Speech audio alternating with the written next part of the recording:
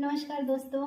आज जो वीडियो लेकर आई हूँ वो थर्मल पावर प्लांट का जो ओवरव्यू है, जो स्कीमेटिक डायग्राम है, वो आप लोगों को बताऊंगी कि कैसा क्या होता है। मतलब कैसे फीड वाटर जो होता है वो हीटअप होता है, कैसे स्टीम में कन्वर्ट होता है, बॉयलर की कौन सी एसेसरीज का क्या फंक्शन है, किस तरीके की साइकिल्स होती हैं, क्या क्या साइकिल होती हैं, सारा आपको बताऊंगी। ठीक है, तो इस वीडियो में अपन शुरू करेंगे। पहली तो होगी आपकी एक वाटर साइकिल, जो ड्रम तक जाता है पानी, है ना। ड्रम के पहले वो कहाँ से शुरू होती है आपकी, तो वो बीएफपी से होते हुए, तो ये आपकी एक वाटर साइकिल होगी। एक कंडेंसेट साइकिल होगी। जो कंडेंसेट साइकिल होती है वो बेसिकली कंडेंसर जो जुड़ा होता है एलपी टरबाइन से, कंडेंसर वाली होती है। और एक आपकी steam cycle, air cycle, flue gas. ये सारा मैं आपको एक ही ओवरव्यू में बताऊंगी कि किस तरीके से होता है। उसके बाद अगर आपको डाउट होगा तो अलग अलग साइकिल का भी वीडियो बना दूंगी, है ना। तो शुरू हम करते हैं। सबसे पहले होता है हमारा बॉयलर ड्रम। ये हमारा हो गया बॉयलर ड्रम। ठीक है, ये आधा पानी से भरा होता है, आधा ऊपर जो इसमें है वो वेट स्टीम होती है। ठीक है, नीचे में वाटर एंड ऊपर वेट स्टीम होती है। तो एक मिनट दोस्तों, आई होप अब आपको क्लियर दिख रहा होगा। ये ड्रम है तो ये वेट स्टीम। अब इसमें से जो पानी होता है ये नीचे की तरफ आता है, ये इसको हम बोलते हैं डाउन कमर। डाउन कमर। अब यहीं से जो फर्नेस होती है जहाँ पे कोल बर्न होता है उसको पर्टिकुलर फर्नेस, है ना, बोलते हैं। फर्नेस दो पार्ट में होती है। जो फर्स्ट पास होता है वहाँ कंबशन होता है, जो सेकेंड पास होता है वहाँ से होते हुए फ्लू गैसेस जाती हैं, और सेकेंड पास में ही हमारी बॉयलर की कुछ एसेसरीज लगी होती हैं जो उसकी एफिशिएंसी को बढ़ाने में हेल्प करती हैं, जो स्टीम के टेम्परेचर को बढ़ाने में हेल्प करती हैं। इकोनोमाइजर लगा होता है जो फीड वाटर के टेम्परेचर को बढ़ाने में हेल्प करता है। तो फर्नेस जो होती है वो कुछ इस तरीके की होती है। ये हमारा फर्स्ट पास होता है, ठीक है, एंड ये इस तरीके से कुछ स्लैंट होते हुए ये सेकेंड पास में चला जाता है। ये हमारा फर्स्ट पास कहलाता है फर्नेस का, ये सेकेंड पास कहलाता है। यहाँ पे जो कोल है वो कंबशन होता है उसका, ठीक है, कोयले का कंबशन होता है। फर्नेस का जो टेम्परेचर होता है लगभग 1300 डिग्री सेंटीग्रेड के आसपास होता है कंबशन होने के बाद। अब यहाँ पे क्या क्या लगा होता है, जो हमारी एसेसरीज हैं आपने पढ़ी होंगी। सुपर हीटर होती है, रीहीटर होती है ना, इकोनोमाइजर होती है, एयर हीटर होती है। तो कहाँ पे क्या लगा होता है वो मैं आपको उसकी पोजीशन बताऊंगी। तो सबसे पहले अब हमने ये डाउन कमर जो बनाया था, ये नीचे जा करके क्या करता है, एक हेडर टाइप का बनाता है। हेडर, इसको हम बोलते हैं bottom ring header. Bottom ring header. ये पानी का पूरा जो पाइप है ये सर्कुलर विंग में एक हेडर बनाता है, इसको बॉटम रिंग हेडर बोलते हैं। और ये क्योंकि अब ये फर्नेस से डायरेक्ट कांटेक्ट में रहता है, जो हमारी फर्नेस की वॉल होती है वो वाटर जो ट्यूब है उस मतलब ट्यूब से बनी होती है, वॉल के साथ ही ट्यूब अटैच होती है, तो उनको वाटर वॉल बोलते हैं। उनके अंदर जो पानी फ्लो करता है वो फर्नेस के टेम्परेचर के कारण गर्म हो जाता है। तो ये ट्यूब इसी से वॉल के ही पैरेलल में ऐसे जाती हैं, है ना, इनको बोलते हैं water wall tube. Water wall tube. और ये गर्म हो करके वापस इस तरीके से ड्रम में चला जाता है। अब ये हो गई आपकी पानी की कहानी। स्टीम का क्या हुआ, स्टीम हमारी वेट है, और आप जानते हैं कि हम वेट स्टीम को टरबाइन में नहीं भेजते हैं क्योंकि एक हमारे पास रिस्ट्रिक्शन होता है, क्योंकि जो ड्राइनेस फ्रैक्शन है वो हमारा 0.89 या 0.9 से कम नहीं होना चाहिए, वरना टरबाइन ब्लेड के इरोजन के चांसेस बढ़ जाते हैं। तो इसको हमें सुपर हीट करना पड़ता है, और ऑल्सो क्योंकि सुपर हीट करने के कारण आपकी एफिशिएंसी भी बढ़ जाती है ना, तो इसको सुपर हीट करेंगे। सुपर हीटर 3 होते हैं, प्राइमरी होता है, प्लेटन होता है, एक फाइनल सुपर हीटर होता है। तो जो प्राइमरी सुपर हीटर है वो सेकेंड पास में होता है। प्राइमरी मतलब सबसे पहला वाला सुपर हीटर जहाँ पे स्टीम अपना थोड़ा सा टेम्परेचर बढ़ाने के लिए जाएगी। अब आप सोचेंगे ये प्राइमरी सुपर हीटर को सेकेंड में क्यों बिठा दिया है, यहाँ क्यों नहीं बिठाया, थोड़ा सा टेम्परेचर बढ़ाना है ना। मैंने क्या बताया, यहाँ का टेम्परेचर आपका 1300 डिग्री सेंटीग्रेड है। अब फ्लू गैस यहाँ से उड़ते उड़ते नाचते कूदते जाएगी, तो यहाँ पे टेम्परेचर इसका घटेगा ना, थोड़ा कम होगा।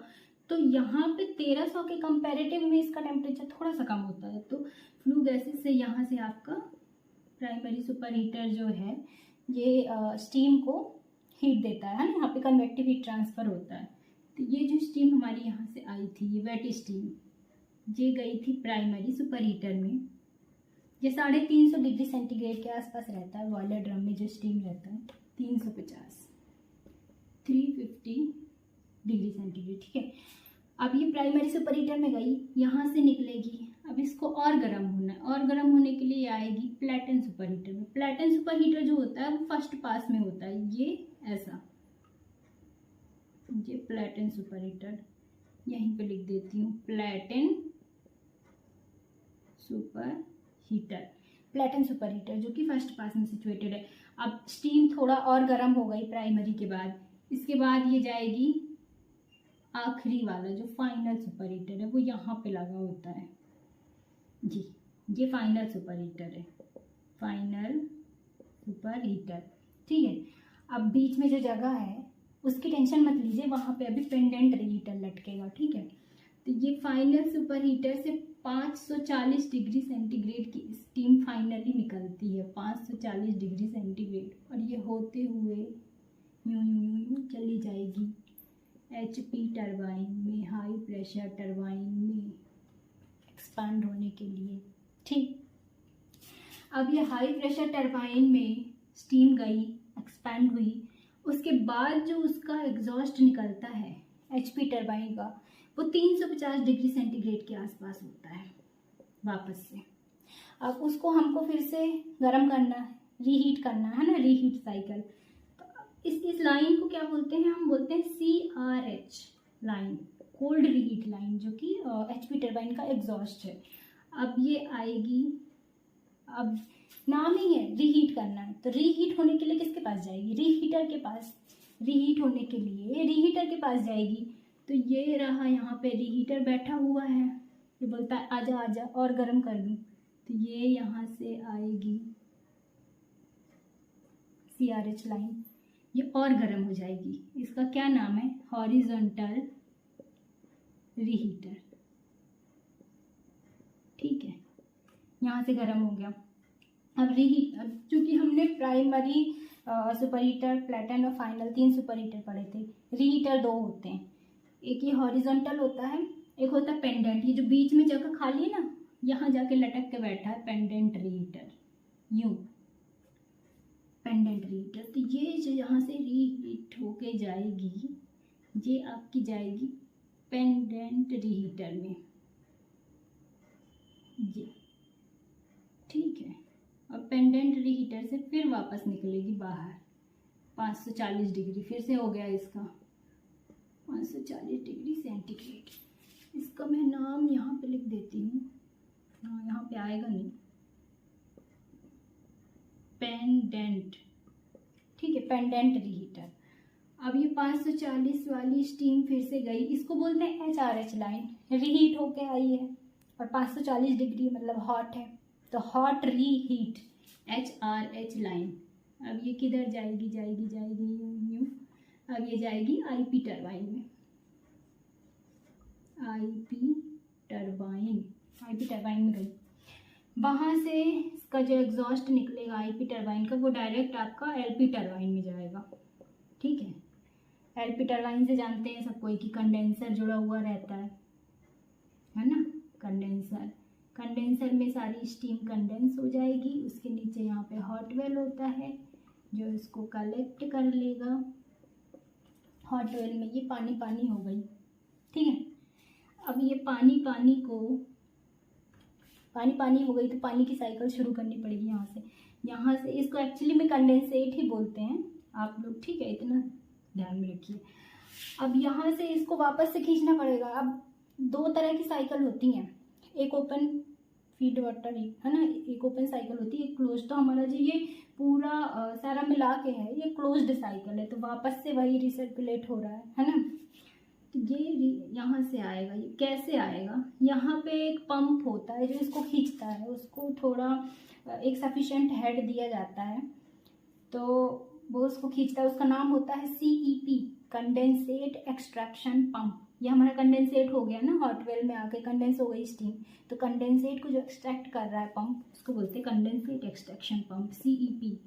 ये हॉट वेल से थोड़ी एक ऊंचाई पे रखा हुआ होता है।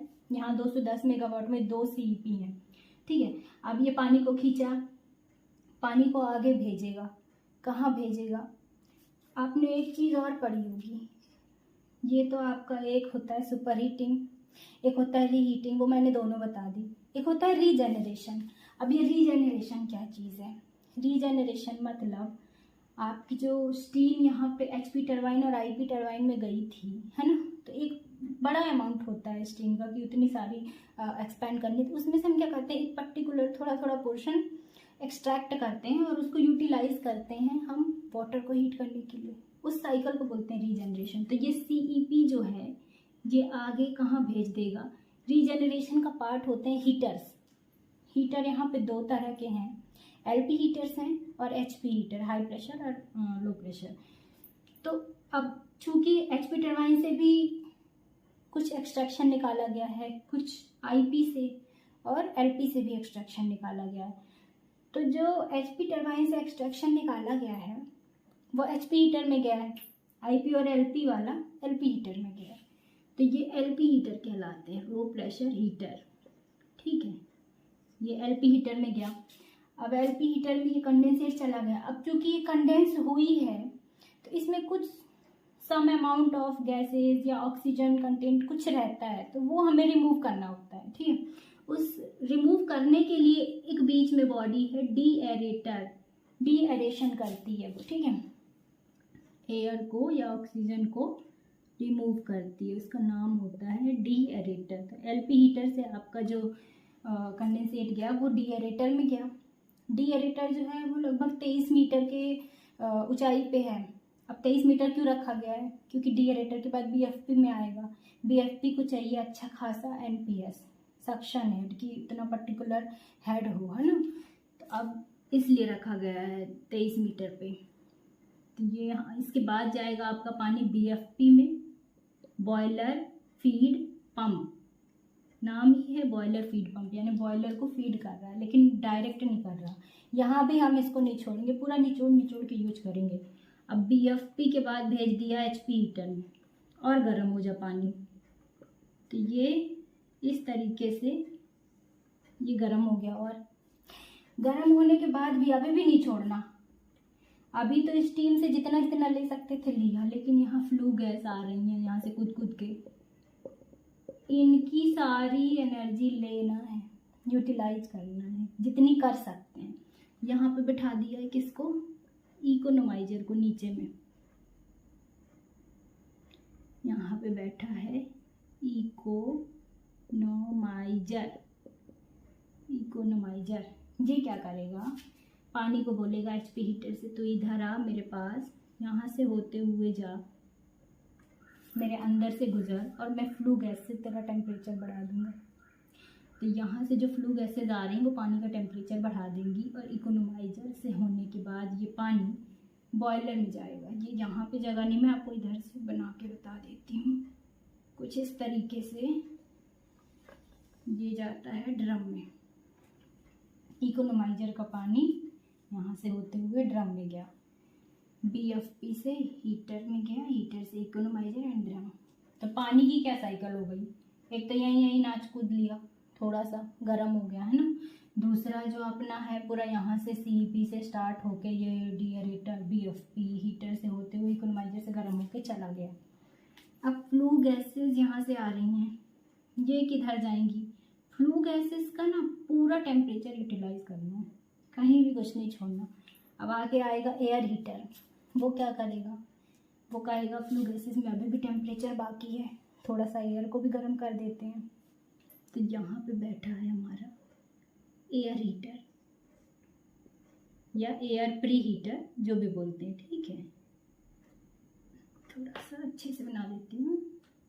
यहाँ पे एयर हीटर बैठा हुआ है, एयर प्री हीटर भी बोलते हैं क्योंकि एयर को प्री हीट करने का काम करता है। कैसे करता है? जो फ्लू गैस आएगी यूं यूं यूं जाएगी एयर हीटर से ऐसे, और एयर हीटर में इधर से एयर आएगी। अब एयर कहाँ से आ रही? एयर हीटर में एयर हीटर के पहले लगा होता है। अब ये मैं फ्लू गैस का पाथ चालू रहेगा और इधर से पैरेलल में एयर का पाथ चलेगा, दोनों आपको साइमल्टेनियसली समझना है, ठीक है। यहाँ पे हमारा एक होता है FD फैन, जिसको बोलते हैं फोर्स ड्रॉट फैन। ये एटमॉस्फेयर से सक्शन लेता है, एयर आती है इसमें एटमॉस्फेयर से, और ये एयर हीटर से होते हुए एयर को गर्म कर देता है, गर्म करके भेजता है PA फैन में। PA फैन जिसको बोलते हैं प्राइमरी एयर फैन, ठीक है। प्राइमरी एयर फैन अब वो क्यों लगाया गया है? गर्म एयर आएगी। कोयला जो जल रहा है, कोयले के बारे में सोचिए, ऐसे ही जल गया? नहीं ना, उसका कुछ होगा, कहाँ से आया, कैसे आया, कौन लेके आया, किसके साथ आया, किस तरीके से आया, उसकी कहानी है। तो मिल होता है। मिल क्या करता है? मिल में कोयला आता है बड़ा बड़ा सा, उसको पीस के पाउडर्ड फॉर्म में कन्वर्ट करने का बेसिक काम है, बस इतना समझ लीजिए।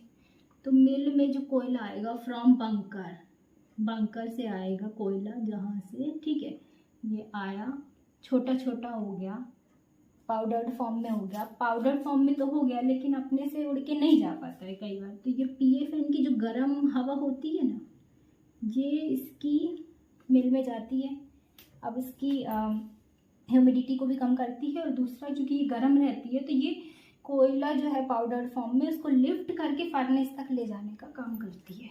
तो अब मिल से हमारी कोल पाइप जाएगी, ये कोल पाइप, कोयले की पाइप, ये जा रही है, यूं यूं यूं यूं गई, और ये फर्नेस में जाके यहाँ पे कोल बर्नर्स होते हैं, बहुत सारे होते हैं, एलिवेशंस होते हैं अलग अलग, वहाँ पे जाके वो कोयला स्प्रे फॉर्म में जाता है ना, तो बर्न होता है। अब ये तो प्राइमरी एयर फैन हो गया, PA फैन। इसके अलावा एक और एयर होती, एयर हीटर के बाद से ही एक और पाथ काट लिया जाता है, जिसको सेकेंडरी एयर बोलते हैं। ये इतना एग्जाम में नहीं आता है, बट मैं जस्ट बता ही दे रही हूँ कि सेकेंडरी एयर जो होती है वो भी डायरेक्ट जाके उसकी डक्ट रहती है, वो जाके यहाँ पे आपका हीट करती है, उसको कंबशन में हेल्प करती है, ठीक है। तो मुझे लगता है अब मैंने लगभग आपको सारा बता दिया है, समझ आ गया होगा। अगर कोई भी डाउट है या आप अलग से सारे एसेसरीज़ के बारे में जानना चाहते हैं कि किसका क्या फंक्शन है, एक बार और बता दूं, तो आप कमेंट में बता दीजिएगा। मैं छोटे छोटे से भी वीडियो बना दूंगी एसेसरीज़ के ऊपर। हालांकि इतना बड़ा वीडियो है, मुझे पता है, ये देखने के लिए बहुत पेशेंस चाहिए, बट आप लोगों के लिए, आप लोगों के समझने के लिए ही बनाया है। आई होप आपको समझ में आए। और चूँकि अब एग्ज़ाम की डेट भी आ गई है, तो अगर इससे कोई क्वेश्चन आता है और आपसे बन जाएगा तो मुझे बहुत खुशी होगी। तो अच्छे से पढ़िए, मन लगा के पढ़िए, अच्छा करिए। Good luck.